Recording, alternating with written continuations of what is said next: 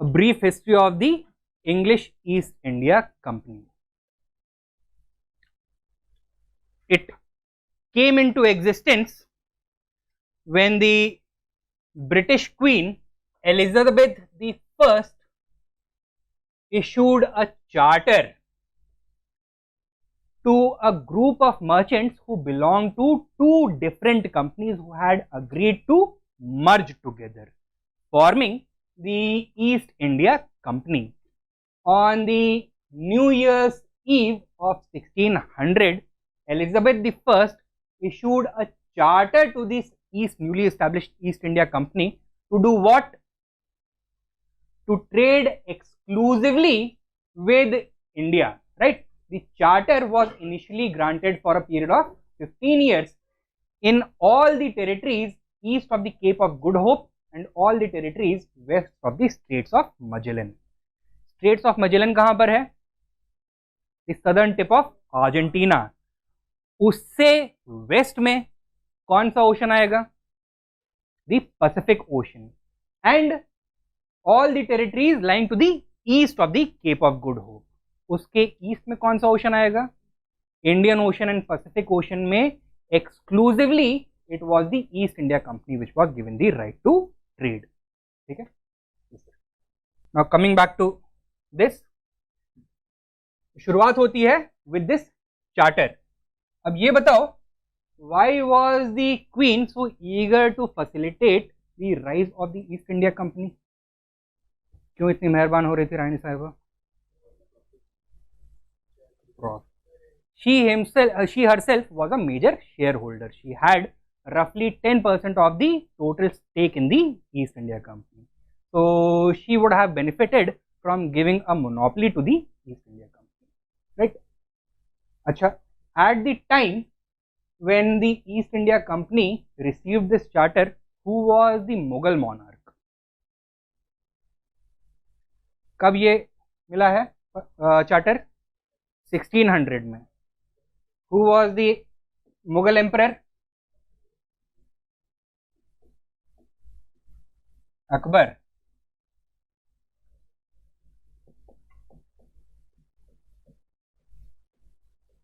ठीक है. तो एक और तरह से क्वेश्चन पूछा जा सकता है, which English monarch was the contemporary of Akbar? Elizabeth the First. Right. Now, next important development is going to take place in 1600. Although the company had been established in 1608.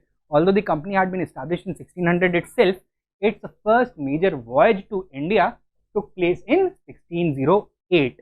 The voyage was led by Captain Hawkins, who landed at Surat and following this went to the court of Jahangir at Agra. Okay? That was the Mughal imperial capital. What did he want?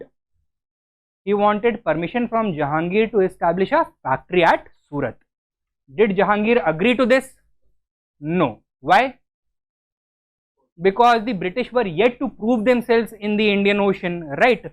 Portuguese at this point of time were the undisputed naval power in the Indian Ocean region, and Jahangir did not want to risk angering the Portuguese. Secondly, the Portuguese diplomats and representatives present at Agra were also acting against Captain Hawkins. Okay? So, however, due to Portuguese influence in the Mughal court, he was unsuccessful in persuading Jahangir to allow the British to set up a factory at Surat. As such, in 1600, the British, who were desperate to find a footing in India, went and started looking outside the Mughal Empire. क्या देखा इनको? Masulipatam. Masulipatam is in present day Andhra Pradesh. It was part of the Sultanate of Golconda, ruled by the Qutub Shahi dynasty. Okay? Now, since the Sultanate of Golconda did not have good relations with the Portuguese, this was a viable candidate for an alliance with the British. And it was in 1611 that the British were able to obtain permission from the Sultan of Golconda to establish their first factory in India at Masulipatam. Is this clear? So, first British factory in India, kahan par? Masulipatam, located in which Sultanate? Golconda, ruled by which dynasty? The Qutub Shahi dynasty. Then a major development took place in 1612. There was a naval battle just off the coast of Surat, known as the Battle of Suwali or Swali. Okay? This was a battle between the Portuguese and the British. What was the result? The British forces led by Captain Best defeated and thrashed the Portuguese naval power. Right? This was the indication that Jahangir had been looking for. As we have already discussed, the Portuguese did not share a very cordial relationship with any of the Indian powers, especially the Indian Muslim powers. The Indian powers were looking for a way to end Portuguese influence in their territories. And however, this would have required them to come up with an alternative, because India's overseas trade had become increasingly important for the Indian rulers as well. This alternative was provided by Captain Best in the form of the English East India Company to Jahangir. तो अभी तक जो permission नहीं मिल रही थी वो अब मिल जाएगी.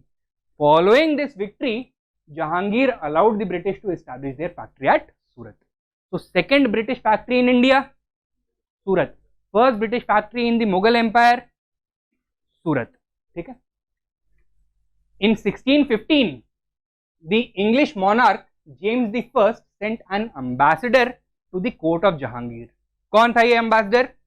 Sir Thomas Roe, who successfully persuaded Jahangir to allow the East India Company to trade throughout the Mughal Empire. What had been granted by the Mughals only in the context of Surat till now was granted throughout the length and breadth of their extensive territories. Now, the British had express permission from the Mughal Badshah to establish their factories across the territory of the Mughal Empire. Okay?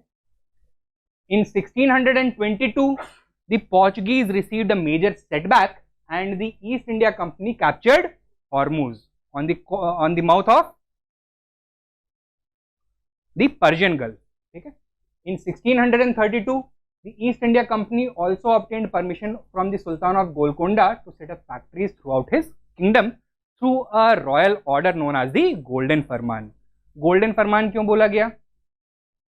Because this permission was given by the Sultan of Golconda in exchange for 500 gold coins. Golconda के जो coins थे उनको pagodas बोला जाता था, right? So thus, because of these 500 golden pagodas, Golden Farman. क्या मिला इससे अंग्रेजों को? Permission to set up factories throughout the territory of the Golconda सल्तनत. ठीक है. Now coming to the British factories. What are factories in the context of early modern Indian history? They were places where goods were stored and traded. So they were warehouses, godowns cum showrooms, right? They were established by obtaining permission from the local rulers. Without permission from the local rulers, they could not be established. Why? Because these factories were usually fortified, right? And there are certain actions, certain activities and symbols which are always going to be related, controlled by the sovereign. ठीक है? For example, currency issue करना, taxes issue करना, collect करना, या फिर forts को maintain करना, all of these are always seen as sovereign privileges. Now the state was outsourcing these powers to a third party, namely a European company. So for that permission had to be obtained. ठीक है? They were generally fortified and usually situated either along the coast or on river banks. The factories were also of great strategic value. They were used as naval bases and gave the British easy access to the seas as well. Clear? Now here we have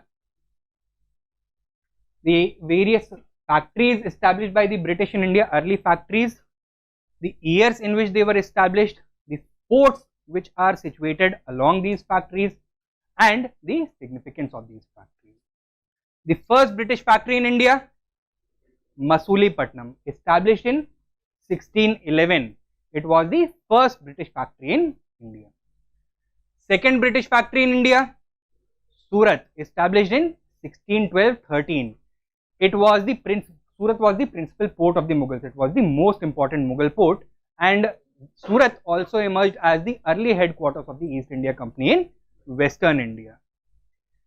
Third British factory, or third important factory, Balasore. कहाँ पे है? Present day Odisha. Established in 1633. This was the first British factory in Eastern India. Next, Madras, established in 1639. Which fort was built over here? Fort St. George.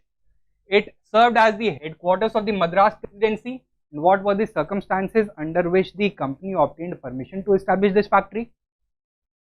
Francis Day, who was the English agent of the East India Company at Madras, was able to persuade the local ruler, that is Dharmala Venkatadari Nayaka. He was the local representative of the Vijayanagar ruler, to grant the East India Company a 3-mile long stretch along the coast, and it is over here that the factory of Madras was established.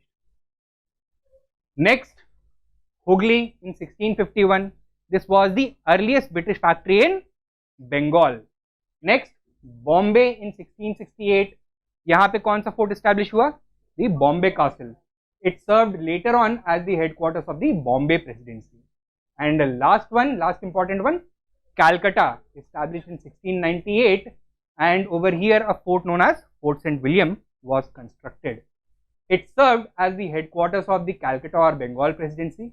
It is situated on the confluence of 3 villages, Gobindpur, Sutanati and Kalikata. It is from the third of these villages that the settlement obtains its name, Calcutta. And it served as the capital of British India till 1911. Clear है? तो बताओ बिना देखे the correct order in which the following factories were established.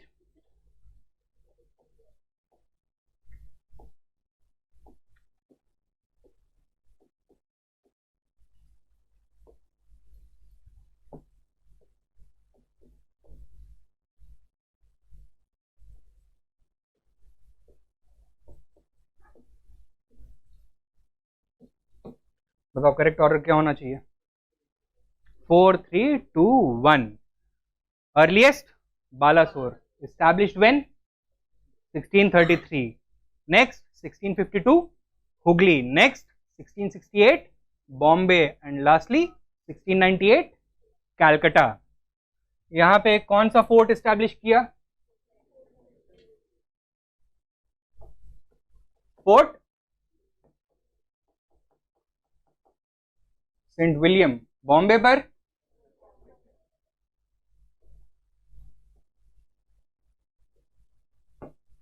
which among these was the earliest factory established by the British on the eastern coast? Balasore. ठीक है. Which of them is the first factory established in the Maharashtra coast? Bombay है, right? What was the first British factory established on the Konkan coast?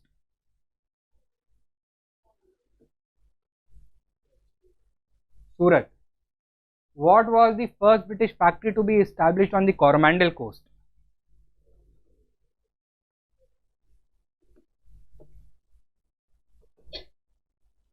First British factory on the northern Circus.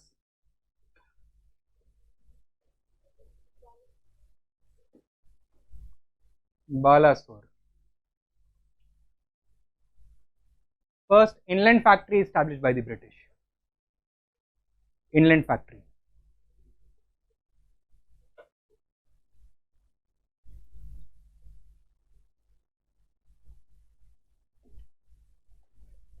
Ahmedabad. ठीक है, एक extra note लिख लो. First inland factory established by the British. Ahmedabad.